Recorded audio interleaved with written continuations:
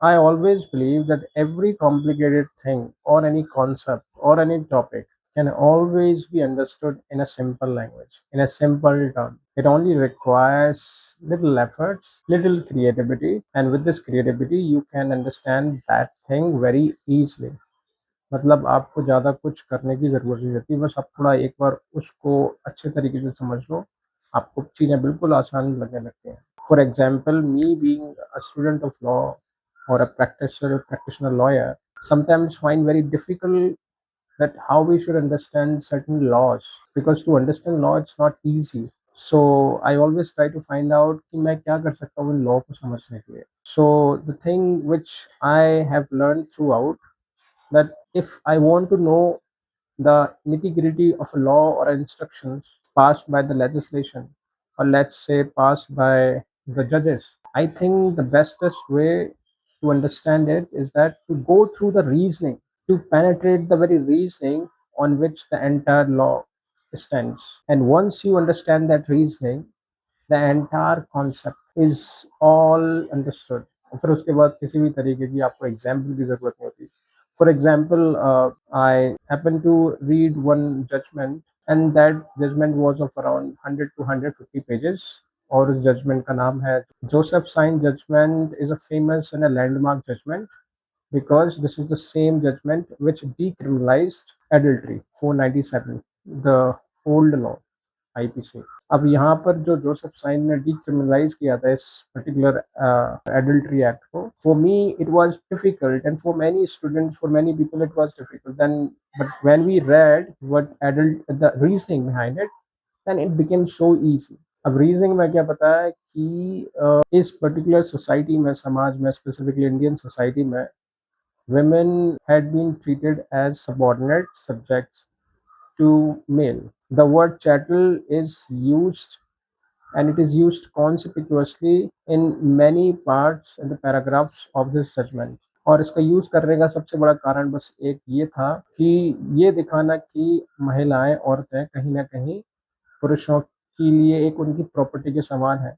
उदाहरण के लिए, अगर एक पुरुष जो कि किसी अन्य पुरुष की वाइफ के साथ, पत्नी के साथ अगर सेक्सुअल रिलेशनशिप इस्टेब्लिश करता है, तो इस कंडीशन में जिसने ये अपराध किया है, मतलब एक क्रिमिनल एक्शन किया है, उसके खिलाफ केस चलता था, वो एडल्ट्री के अंदर आता था. लेकिन मान के चलो, अगर जिस महिला के साथ इसने सेक्सुअल रिलेशनशिप और यौन संबंध स्थापित किया है, उस पत्नी के हस्बैंड को अगर पता होता है और इस काम की परमिशन देता है, तो जो ऑफेंडर है इसके खिलाफ किसी भी तरीके का कोई भी चार्ज नहीं बनता. ये सिर्फ और सिर्फ ये दिखाता है कि किस तरीके से महिलाओं की, पत्नियों की खुद खुद में किसी भी तरीके की एक एग्जिस्टेंशियल रियलिटी नहीं है, मतलब एक फ्रीडम नहीं है, एक लिबर्टी नहीं है, एक राइट टू प्राइवेसी नहीं है. हमारे कॉन्स्टिट्यूशन में right to privacy, freedom of practice, right to liberty, सारी चीज़ों का बड़ा इंपॉर्टेंस दिया गया है. तो कहीं न कहीं ये सारी चीज़ें वायलेट होती थी, इसके चलते ये डिसीज़न लिया गया. अच्छा, ये जब रीज़निंग मैंने पढ़ी तो फिर मेरे को लगा कि डिसीज़न कई मायनों में सही है. अच्छा, और भी रीज़न इसके अंदर दिए गए थे जहाँ पर ये बताया गया था कि अगर हस्बैंड अगर इस तरीके की एडल्टरी करता है किसी महिला के साथ, मतलब किसी दूसरे हस्बैंड की पत्नी के साथ, तो जो ऑफेंडर है उसकी पत्नी उसके खिलाफ नहीं कर सकती किसी भी तरीके का चार्ज. दूसरी बात, दूसरी पत्नी भी नहीं कर सकती. मतलब अधिकार यहाँ पर पुरुषों को, या पुरुष ही कर सकता है, मतलब केस, और जिसके ऊपर होगा वो भी पुरुष ही होगा. महिलाओं को इसके अंदर नहीं रखा गया है. ना ही तो महिलाओं को इसके अंदर पनिशमेंट दी जाती थी, और ना ही तो महिलाओं को इसके अंदर किसी भी तरीके का, एक तरीके से एक कनाइवेंस के रूप में देखा जाता था, क्योंकि महिलाओं को हमेशा से as a property, as a chattel treat किया गया है. तो उनकी पर्सनल एग्जिस्टेंशियल जो वैल्यू है वो कहीं ना कहीं कम हो जाती है इसके चलते. इसलिए उनके डिसीजंस, उनके सारे पर्सनल जो एक्शंस होते हैं, वो कहीं ना कहीं कवर हो जाते हैं मेल एक्शंस के आगे. तो ये जब मैंने रीजनिंग पढ़ी, ये मेरे को अपने आप में अच्छी लगी. अच्छा, उसके बाद और भी सारी चीज़ें हैं आज के इस सिस्टम में, करंट सिस्टम में हम देखें, काफ़ी ज़्यादा एक्सपोजर है, इंटरनेट सुविधा सब लोगों के पास. सेक्सुअल एस्टेब्लिशमेंट और रिलेशनशिप, ये सारी चीज़ें बहुत आसानी से आजकल हो रही है. और अगर हम इसको डीक्रिमिनलाइज नहीं करते हैं तो ऐसे आगे चल के कितने सारे केसेस आ सकते हैं. कहीं ना कहीं एक ओवरफ्लो होगा केसेस का, और क्रिमिनल केसेस का ओवरफ्लो होने का मतलब है ट्रायल और ट्रायल का होने का मतलब है या डिटेंशन, पनिशमेंट। तो कहीं न कहीं वो सारी चीज़ें को फेस करने के लिए हमारा जुडिशल सिस्टम पूरी तरीके से तैयार भी नहीं है। और मुझे लगता है किसी भी डेवलप्ड कंट्री का है, बिकॉज़ ये जो एक्शन है सेक्सुअल, जो एक्शन जिसको हम बोलते हैं सेक्सुअल रिलेशनशिप जो एस्टेब्लिश करते हैं हम, एक जिसको इललेजिटिमेट रिलेशनशिप बोलते हैं, कहीं न कहीं ये मोरल डेpravity को रिफ्लेक्ट करता है रादर देन क्रिमिनल एक्शन को। इसलिए इसको सिविल रॉन्ग के लिए और सिविल रॉन्ग के अंदर रखा गया है। हाँ, इसमें अगर कोई डाइवोर्स लेना चाहे तो डाइवोर्स ज़रूर मिल सकता है। डाइवोर्स का एक सबसे स्ट्रॉन्ग आधार होता है ये। अच्छा, एक बात ये थी, दूसरी बात ये है कि लॉ की रीज़निंग से एक चीज़ ये भी समझ में आती है, अगर हम किसी भी एक्शन की रीज़निंग समझने की कोशिश करें तो हम पाएँगे कि सारी चीज़ें हमें क्लियर हो जाती है।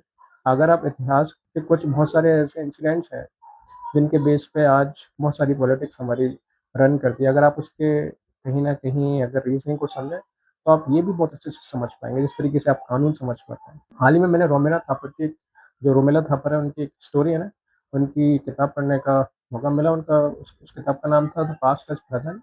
और उसमें बहुत सारी चीज़ें सीखने को मिली। सबसे इम्पोर्टेंट बात जो सीखने को मिली इस किताब में वो ये थी कि हमें किस तरीके से हिस्ट्री को पढ़ना चाहिए, समझना चाहिए। सोमनाथ मंदिर का जो केस है उसकी बात हमेशा से की जाती है, आज के समय भी की जाती है। पॉलिटिशियंस इसका फ़ायदा उठाते हैं, लेकिन हमें किस तरीके से समझना चाहिए रोमिला थापर बहुत अच्छे से बताते हैं। रोमिला थापर अपनी किताब में लिखते हैं सोमनाथ टेम्पल को जिस तरीके से मतलब तोड़ा गया था महमूद के द्वारा 11वीं शताब्दी के अंदर कहीं न कहीं, और उसका सोना पूरा लूट लिया गया था। एक तो ये एक्शन है, जब हम ये एक्शन सुनते हैं तो हमारे अंदर आक्रोश आ जाता है, हम लोग मुसलमानों के खिलाफ हो जाते हैं। लेकिन आप इसके पीछे की रीज़न देखें, आप पाएँगे कि उसी किताब के अंदर बहुत सारे ऐसे इंसिडेंट्स लिए गए हैं उसी के आस-पास, कि जहाँ पर हमारे हिंदू राजा भी उस टेम्पल को लूट रहे हैं, तोड़ रहे हैं, बना रहे हैं। तो ये एक बात ये मालूम पड़ जाती है कि तो हमको किस तरीके से समझना चाहिए। दूसरी बात ये, किसी भी एक बड़े इंसिडेंट जो आज हमारे सामने रखा जाता है, उसके 200 साल पहले और 200-300 साल आगे का social background, economical, political background हमें ज़रूर पढ़ना चाहिए। उससे हमें बहुत सारी क्लैरिटी आती है। फॉर एग्ज़ाम्पल सोमनाथ मंदिर जब तोड़ा गया था, उसके 100 से 200 साल के अंदर क्या हुआ था, उससे भी मालूम पड़ जाता है। जब हम देखते हैं तो हम ये पाते हैं कि हमारे यहाँ के लोग जो अरब से, पर्शिया से आते थे, उनको जगह देते थे पैसों से। वो लोग उस जगह पे ट्रेड करते थे और ट्रेड के साथ-साथ मॉस्क भी बनाते थे। इससे एक एक कल्चरल एस्टेब्लिशमेंट होता था, हेटेरोजेनिटी एस्टेब्लिश होती थी। तो हम फिर ये क्वेश्चन उठा सकते हैं कि अगर कोई टर्क से आता है और इस तरीके से तबाही मचाता है, तो कैसे हम किसी मुस्लिम को यहाँ पर आके रहने की अनुमति दे सकते हैं? ये सब होने के बावजूद भी।